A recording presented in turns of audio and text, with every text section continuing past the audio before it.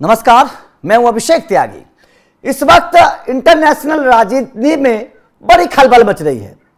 Foreign politics को अगर देखें तो शह मात का खेल इस वक्त चल रहा है। कभी ट्रंप मोदी जी को आंख दिखाने की कोशिश करते हैं तो कभी मोदी जी ऐसा धोबी पछाड़ मारते हैं कि ट्रंप बेचारे चुप हो जाते हैं। कभी पाकिस्तान आंख दिखाने की कोशिश करता है तो अफगानिस्तान उनको पीट पीट कर खदेड़ देता है। अब एक बहुत बड़ी खबर सामने आई है। अपडेट यह है कि पीएम मोदी ने एक ऐसी चाल चली है जिसका असर ना केवल पाकिस्तान की नींद उड़ा देगा बल्कि अमेरिका भी चैन की नींद अब सो नहीं पाएगा। बड़ी बात इस खबर में यह है कि मोदी का जिस देश ने साथ दिया, वफादारी निभाई, दोस्ती निभाई, जो भारत का सच्चा दोस्त है रूस, उसे मोदी ने बहुत बड़ा फायदा करवाया है एक लिहाज से अगर देखें तो। अब खबर क्या है इस पर चर्चा करेंगे विस्तार से। मेरे साथ पंकज सर मौजूद है जो लगातार इस मुद्दे पर नजर बनाए हुए हैं। पंकज सर, भारत का तजाकिस्तान एयरबेस को छोड़ना, क्योंकि यहां पर भारत लगातार अपनी मौजूदगी बनाए हुए था तजाकिस्तान एयरबेस पर। आप देख रहे होंगे ये एयरबेस है, तस्वीर उसी एयरबेस की हम दिखा रहे हैं आप लोगों को। इस एयरबेस पर भारत का पिछले कई सालों से एक तरीके से वहां पर रुकी हुई थी भारतीय आर्मी, वहां पर मौजूद थी। अब भारत ने ये एयरबेस छोड़ दिया है। इस एयरबेस पर रूस रहेगा, लेकिन भारत के इस फैसले को आप कैसे देख रहे हैं? सबसे पहला सवाल यह है। और अमेरिका पर क्या असर पड़ेगा इसका सर? अयानी एयरबेस है नाम इसका जी। ये तजाकिस्तान में है जी। तजाकिस्तान हमारा दोस्त है और भारत की सेना दो जगहों पे है तजाकिस्तान में। एक है फकरी एयरबेस और एक है अयानी एयरबेस।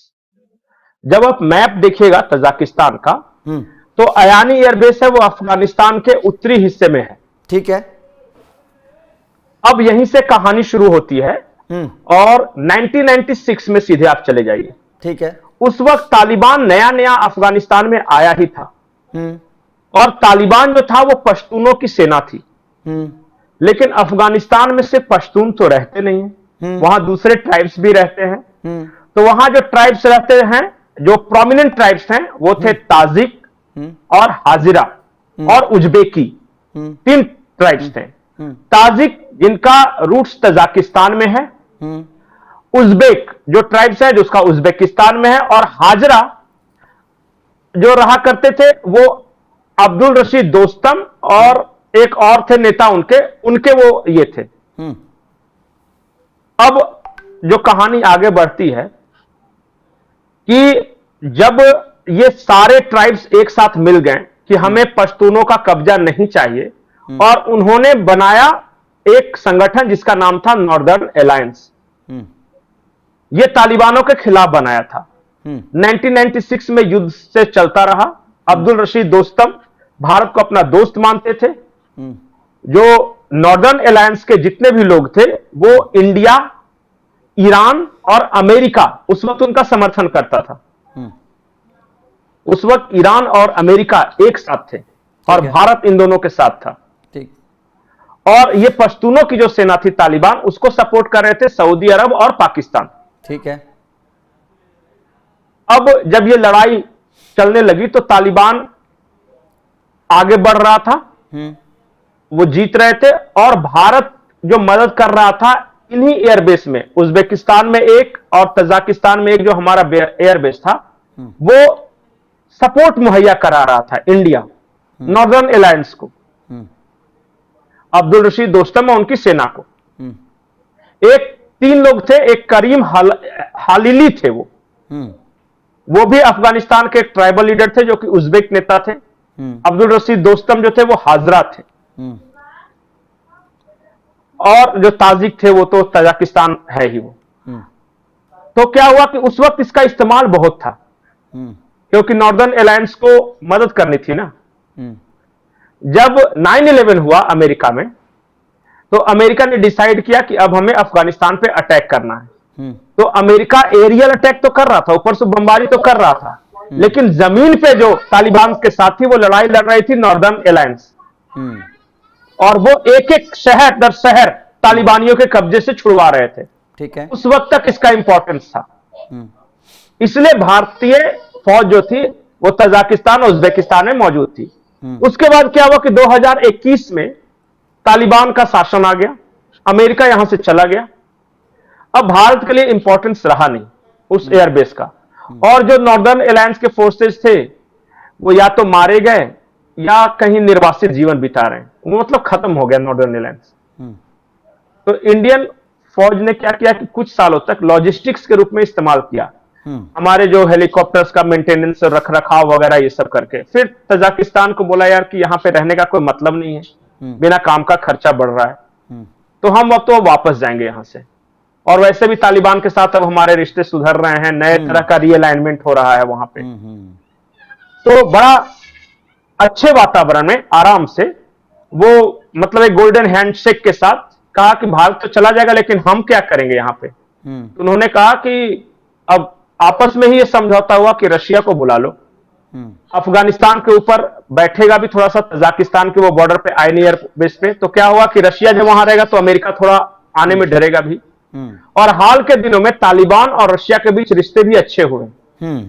अभी गए थे अफगानिस्तान के विदेश मंत्री, रूस भी गए थे, चीन भी गए थे और भारत भी आए थे। तो एक बात जान जाइए, दोस्त का दोस्त वो दुश्मन का दुश्मन दोस्त होता है। तो अमेरिका का दुश्मन रशिया भी, अमेरिका का दुश्मन अफगानिस्तान का तालिबान भी। तो इसलिए तालिबान और रशिया एक तरह से दोस्त हो गए, और इसलिए अफगानिस्तान से सटकर आकर बैठ गई है रशियन फौज कि जब अमेरिका आएगा तो ये काम आएंगे उस वक्त। तो तजाकिस्तान, उज्बेकिस्तान, रशिया, अफगानिस्तान एक साथ अभी है फिलहाल, और भारत भी उनका दोस्त है। और वो जो हटा है अपने खर्चों के लिए हटा है, तजाकिस्तान ने कभी नहीं कहा। हमने ही यह फैसला किया था कि अब हमें वहां नहीं रहना है। यह है कहानी आयनी एयरबेस की जो कि तजाकिस्तान में है। सर, अगर इस फैसले को चीन के हिसाब से या फिर अमेरिका के हिसाब से देखें तो कितना बड़ा फैसला, क्योंकि रूस की सेना वहां पर डिप्लॉय की गई है, रूस ने अपना वहां एयरबेस बनाया है। अमेरिका के हिसाब से अगर समझने की कोशिश करें तो कितना बड़ा यह फैसला माना जा रहा है? देखिए, अमेरिका की नजर है अफगानिस्तान पर, बगराम एयरबेस उसको चाहिए। बिल्कुल, बगराम एयरबेस है। और जब आप मैप देखिएगा तो जहां पे बगराम एयरबेस है वहां एक तो अमेरिका पहले से परेशान है कि चाइना नजदीक है वहां से। अब वहां पे उसके उत्तर में जाकर रशियन फौज भी आके बैठ गई है। तो एक साधारण बुद्धि ये कहती है कि जब ऊपर रशिया, बगल में चाइना, इधर भारत हो तो अमेरिका को थोड़ी सी दिक्कत होगी। अब दिक्कत होगी, बिल्कुल बिल्कुल। मतलब एक तीर से दो निशाने लगाए हैं भारत ने। बिल्कुल, कि हम तो भाई अमेरिका हमें तो अपना दुश्मन मानता नहीं, हम तो भाई सो कॉल्ड क्वाड के मेंबर हैं, तो हम तो अमेरिका से लड़ नहीं सकते। तो एक काम करते हैं, हटते हैं, रशिया को वहां बैठा देते हैं। तो रशिया, चाइना बैठ गया वहां पे आके।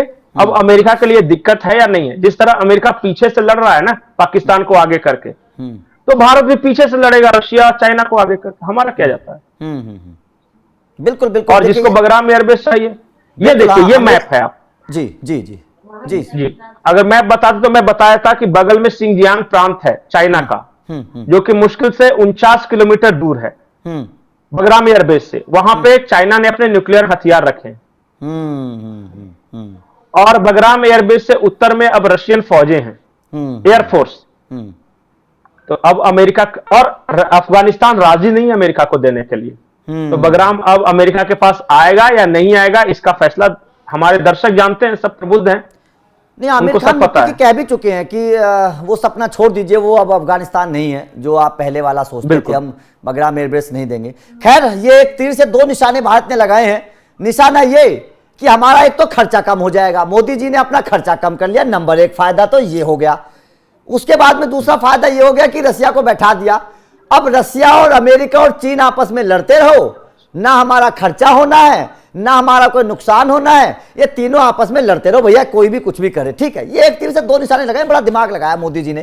खैर, दर्शकों पर इस फैसले का छोड़ देते हैं असर कि क्या दर्शक मानते हैं, क्योंकि ये जो फैसला है इसी को बोलते हैं नीति। यही मोदी जी की नीति जो है ना, वो इस वक्त पूरी दुनिया में जिसकी तारीफ होती है वो यही नीति है कि अपने को सेव कर लो, अपना खर्चा भी ना हो, और बाकी जो काम आपको करना है पीछे के रहते हुए कर लीजिए। यही विदेश नीति होती है और इसी की तारीफ हो रही है। खैर, दर्शकों के ऊपर छोड़ते हैं, आपका इस खबर पर क्या कहना है, भारत के इस फैसले को आप कैसे देखते हैं, और तजाकिस्तान से जो भारत ने अपने पैर पीछे खींचकर रसिया को वहां पर डिप्लॉय किया है, इस फैसले को आप अमेरिका के लिहाज से देखें या चीन के लिहाज से देखें, किस तरीके से देखते हैं, कमेंट करके अपनी राय जरूर दीजिएगा। वीडियो अच्छी लगी हो तो लाइक कोशिश जरूर करिए, चैनल को सब्सक्राइब करके बेल आइकन को प्रेस करना। Thank you very much.